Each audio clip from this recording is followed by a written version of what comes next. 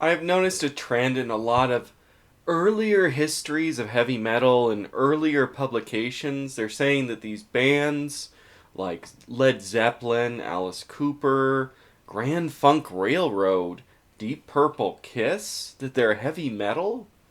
Well, yeah, they're kind of demetaled today. So you read earlier stuff and you see those bands said to be heavy metal bands, and now they're demetaled. They're no longer considered metal. They're allowed to be normal rock, or I guess in this case, the 70s bands, so classic rock or dad rock, if you will. I think the main reason for the demetaling, if you will, is obvious. Heavy metal is a ghetto. There is no getting around it. The term was created as an insult. And then as today, a lot of people, though, thought that this heavily distorted rock music, which has a culture all of its own, which breaks out of rock into becoming its own thing, I think, was just noise. I don't think any band really embraced the term heavy metal and called themselves heavy metal until Judas Priest, though. When you go to a record store and you go to a heavy metal section, you're going to see that almost everything in there is what you'd say is extreme metal. And a lot of those de-metaled bands from earlier, they're going to the rock section. And anything with mainstream appeal, I think, even if it was in not in the 70s or the 80s, 90s, 2000s, today, it's going to be put up in the rock section. And so it's just, if a normie likes it, then it doesn't fall in the ghetto anymore. And so basically, anything that was tagged with a new metal label, for instance, in the 90s and the 2000s, maybe with the exception of Slipknot, is going into the normie rock section. So you're going to see Korn and the Deftones and maybe even System of a Down put into normie rock. And with hair metal, there's even wider kind of bands that fit under that tag, and sometimes I don't even know if there's truly a glam metal, like if Wasp and Twisted Sister and Dokken are glam, and Motley Crue, all those bands absolutely heavy metal. Maybe something like Winger, maybe that was stretching it because it kind of sucks. But Motley Crue and Wasp definitely metal, but appeals to normies, so it goes to the normie rock section. And I mean, even, modern stuff that's pretty popular, like Five Finger Death Punch gets put into the normie rock section. With the whole demetaling thing, what ends up happening then is that there's only really two bands in the 1970s that get to be put in the metal section and don't get to go to the normie rock section. The first is Black Sabbath, and so that means that according to the sections, that Black Sabbath is the only metal band that existed until we get Judas Priest. And then there was just two metal bands throughout the entire course of the 1970s. And then around 1980, new wave of British heavy metal explodes and heavy metal really starts, I guess. But that's kind of stupid. How can there be a new wave of heavy metal if there was no first wave of heavy metal?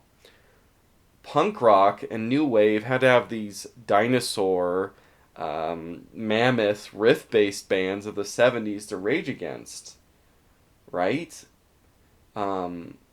So there had to have been heavy metal bands in the 70s. And you know what? Some of those bigger bands that have been demetaled, those are heavy metal bands, and there's a lot of bands 50 years later which kind of they never made it into the pantheon of classic rock radio. But so thinking about all this, does that mean that the cultural references of all that stuff back in the day, saying that Uriah Heep and Iron Butterfly are metal bands? Well, it does mean they're metal bands. Yes, they are. Especially since both of them literally led into the whole word for the genre, because the very first Iron Butterfly album is called Heavy in 1968, and the very first Uriah Heep album, very heavy, stylized with a British accent, came in 1970. And so both of those bands, which are now demetaled, and I would argue are metal, their very titles of their albums were definitive in kind of creating that identity, that word which is used to call this music heavy metal. And I know that there's going to be a lot of screaming and there's going to be a lot of pouting when I say this. Yeah, these bands are metal. If you haven't heard it already, I'm saying it now. And I don't like this kind of musical elitism, this boxing things in and out of metal. The kind of thing that you gotta see on Encyclopedia Metalum, where glam bands and grindcore and post metal and new metal, that stuff. Despite how heavy it is, we don't like it. We think it's dork music, so we're gonna kick it out of Encyclopedia Metalum. Well, that is metal. You're just being a gatekeeping asshole. And I think it has nothing to do with the music, and it's just stupid. It has to do with making everything that is metal and therefore cool has to be underground. It can't be popular. Well, to me, if it sounds heavy, then it's metal. All that matters to me is the ear test. And a lot of those bands in the 70s, they passed the ear test. Now, I'll be the first one to admit that not every band tagged with the label heavy metal during that period is actually metal. There's a lot of generic radio rock of that period or arena rock bands, stuff like Foreigner of Boston, that ended up getting lumped in that. They don't sound too heavy to me, but I guess at that time, everything was getting lumped in. Other bands which have something thicker and stronger than that type of radio or arena rock that was going on, they'll get included in metal. And I think I can see kind of where they're going. And I'm talking about stuff like Aerosmith, Thin Lizzy, Ted Nugent, AC/DC. I can see what they're doing there and thinking it's heavy metal. There's definitely something thicker, something stronger going on. But you know what? I think that there's so much blues influence there, and I think that the distortion is not strong enough. If you want to call it metal, I'm not going to push you away. I think a lot of metal fans like that kind of stuff. But I feel that the whole hard rock label, this in-between thing of full heavy metal and blues rock, fits for that kind of band. But there's bands that get that hard rock label, and I don't know if it's appropriate to really say that they're hard rock. They're not bluesy, and they definitely have that dark atmosphere, and they definitely have this distortion focus on guitar. And so Mark II, Deep Purple, feels metal to me. The Alice Cooper Band feels metal to me. Rainbow, absolutely heavy metal. And I think that there's no other band which has been de-metaled more than Led Zeppelin. And you know what? If you go out and pick up those albums, I understand you're going to get some folk rock. And there's some blues rock there. And so maybe this is a problem. Oh, well, not the whole thing front to back is heavy metal. But you're going to tell me that Communication Breakdown and that the Immigrant Song, that doesn't come across in your head as metal? I think you're just being a silly Billy at that point. Another band, right? Uriah Heep. They're right at the beginning, 1970. You're going to sit there and tell me Gypsy's not a metal song? You're out of it, bro. And I think that the reason that these bands get demetaled is they don't want to get that ghetto. They don't want to be tagged in that ghetto. They want to be able to walk away and just hang out with all the other commercially successful dad bands and be on the whole classic rock radio thing. And, you know, Led Zeppelin, going back to Led Zeppelin, forever in all those publications, every single one points to Led Zeppelin as the most important band, points to them, says how important they truly are in starting metal. Well, that would be helped unless, you know, after Led Zeppelin broke up, if Jimmy Page and Robert Plant weren't going out of their way to distance themselves as much as possible from that label and trying with all their power and publicity to prevent themselves from being associated with that ghetto. Moving on, though, from that band, let's go on. One band that doesn't have the luxury of just taking the hard rock tag and not getting to hang out with the rest of the 1970s dad rock aficionados. That one band, which is super commercially successful, is Black Sabbath. Of all the 70s metal bands, no other one is glued to that designation of heavy metal more than Sabbath. And it's ironic because just like Led Zeppelin or Uriah Heep or even something like Kiss, there are songs on these first 8 Ozzy Osbourne Black Sabbath records which are metal, of course. But there are others that are clearly not metal. If you pick up the first Black Sabbath record and listen to it front to back, half of it's going to be blues rock. If you pick up Paranoid, sure, more of it is metal, but there are songs on there that are not going to fall under heavy metal. Into the Void may be a different story, okay? But Volume 4 and Sabbath Bloody Sabbath and Sabotage, there are songs that aren't fully metal. But Black Sabbath, they don't get to escape that like Led Zeppelin does or even Uriah Heep does and Deep Purple does. They're stuck with that title. And I mean, Volume 4, I maybe a third of it's metal. Yet, that doesn't really matter, and Black Sabbath doesn't get to escape that, and they're stuck with that tag no matter what. And I think that the real reason is that these other bands of the time that I'm pointing to, talking about commercial ones, but even the less commercial ones, which are just as important, the Blue Cheers, and the Leaf Hounds, and the Lucifer's Friends, and Sir Lord Baltimore's, right? Black Sabbath married dark themes and dark music together. And I understand why people want to make them into the one be-all inventor. Because that marriage, that is what is at the core of this music that continues this day.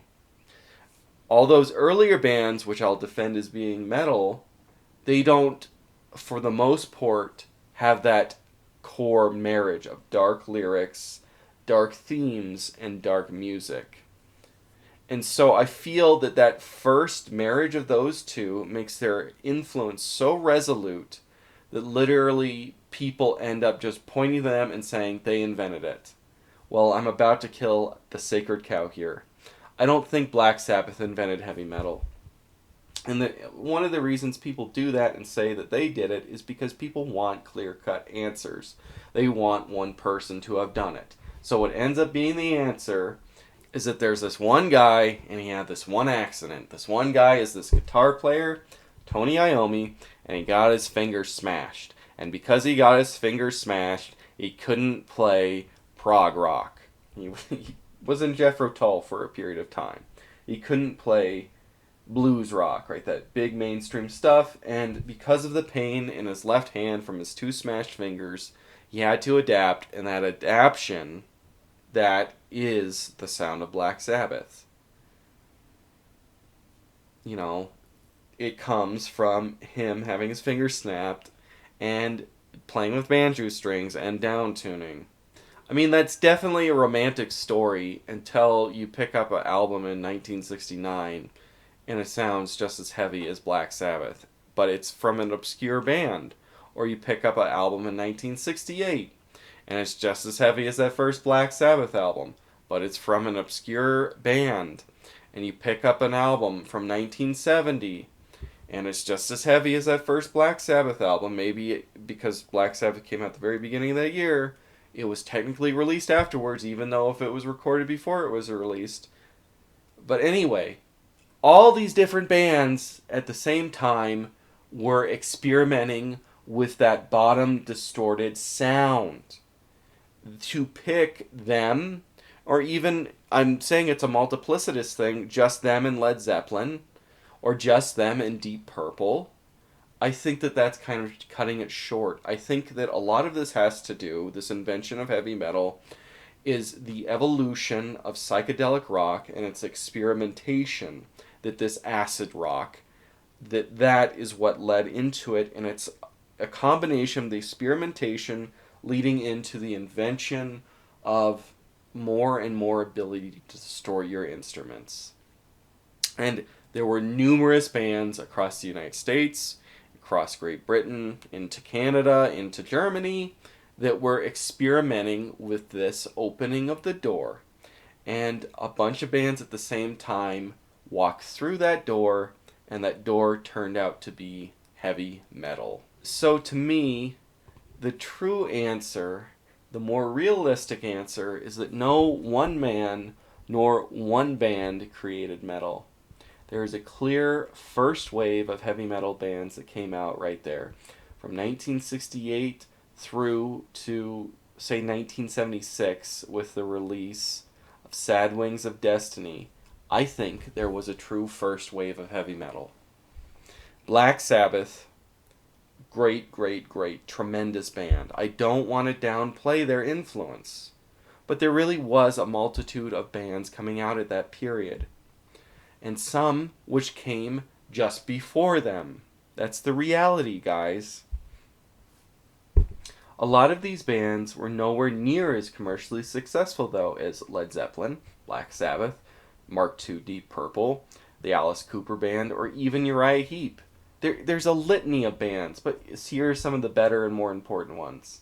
Sir Lord Baltimore, Blue Cheer, Leaf Hound, Lucifer's Friend, Buffalo, Jerusalem, Flower Traveling Band, Atomic Rooster, Budgie, Josephus, Graucus, Bang, Blood Rock, Dust, and the list goes on and on. I'm trying to find all of them. There's just too many to list here. Many of these bands end up being lost to history books, right? It's been 50 years now. And if you didn't sell 1 trillion copies, you're not making it on the classic rock radio. You're just something that weird people like me are listening to. And, it's great. I love it. But they were there. There was definitely the shared sense of music between these guys. The other thing is that when heavy music was coming out, it was not seen as commercially successful.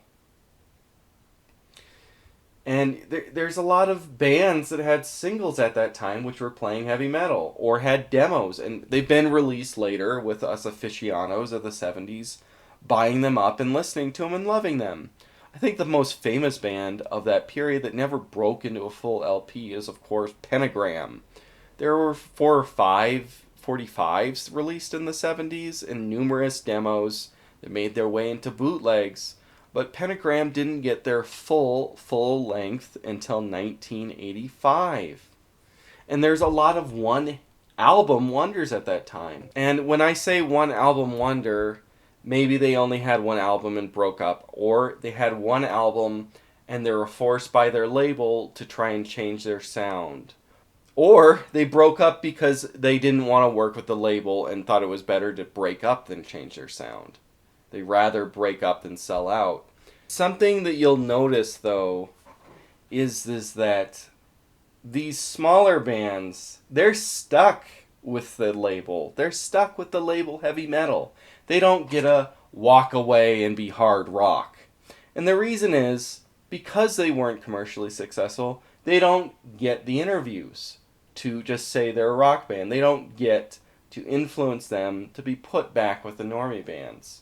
And so there's something kind of romantic about that, I think, that these smaller, forgotten bands, which are often really good, that they end up being the heavy metal bands. And the more successful bands, they end up getting to be called hard rock at worst, or they end up just being called classic rock. Like I said here, I think that the invention is multifaceted. It has a lot more to do with the innovation and inventiveness of numerous musicians. But it was also those musicians pushing technology and the march of amplification and the ability to distort guitar, bass, and organ tones towards this new horizon. That new horizon became metal. But during the heyday of psychedelic and progressive rock, experimentation and with distortion was a big thing.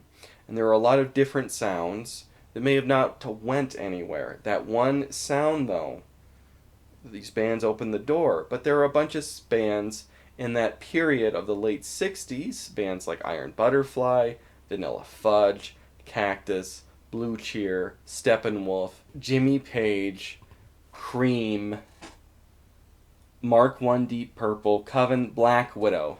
Those type of late 70s psychedelic acid rock playing with distortion bands, to me, that's what proto-metal is.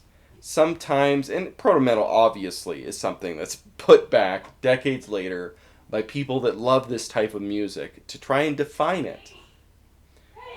And so you're going to see with these proto-metal bands, if you were, organs being the primary generator of that heavy sound rather than distorted guitar. And that difference really makes them feel like they're not true metal. But you could see that that sound that they had, that direction would become heavy metal. They're hinting at what metal would become and leading the groundwork for what would be that first wave of heavy metal bands of the early 70s. Like how MC5 and the Stooges, with their garage rock one step further, led the way in proto-punk, as they're retroactively called, for the punk rock revolution of 76, 77. And I think, in retrospect, a lot of people want to pick up that proto-metal tag and kind of use it as this compromise position to this whole demetaled thing, or they were metal, but we're going to call them hard rock. Because calling these demetal bands proto-metal more than hard rock or just regular rock, I think it feels more right. It feels like you're doing more justice to what you're listening to. And I like doing that a lot more than just straight up just refusing to acknowledge what my ears are telling me. But that works until you realize that the first wave of heavy metal is just as much its own thing with its own definitive identity as thrash metal is, or doom metal, or sludge metal, or death metal, black metal, power metal European style, or power metal American style. That first wave, that pre-1976, pre-Sad Wings of Destiny wave, that is its own definitive subgenre. And that it's influenced all kinds of stuff. You know, most importantly, stoner rock bands, right? They were trying, and maybe they didn't fully get it, and it's sort of skewed a little bit, but stoner rock was really trying to be a revival of that first wave of heavy metal. Kais, Monster Magnet, Fu Manchu, Clutch, that stuff was trying to be the next wave of that early 70s metal. But the problem is that proto-metal in itself is its own definitive subgenre, and now we're having a revival of proto-metal bands. Think about Person, think about Lucifer, think about Uncle Acid. So maybe the better way is that we do use this term 70s metal or first wave heavy metal. And the reality is something you have to understand with this whole urge to demetal this stuff, is that the most diversity for something usually is at its source. And so, okay, yeah, there's a lot more talk about sex than there is in modern metal, and having a girlfriend and relationships and stuff like that. But that doesn't mean that what your ears are telling you isn't true. I think we need to acknowledge these bands are a part of the pantheon of heavy metal in its history of innumerable movements and subgenres. I think a lot of people would enjoy digging up these whole one-album wonders of the forgotten bands of the 70s, because there's some real gold there, stuff that hasn't fallen into that pantheon of classic rock radio and stuff which is gold and stuff which can inspire us today and is incredible music.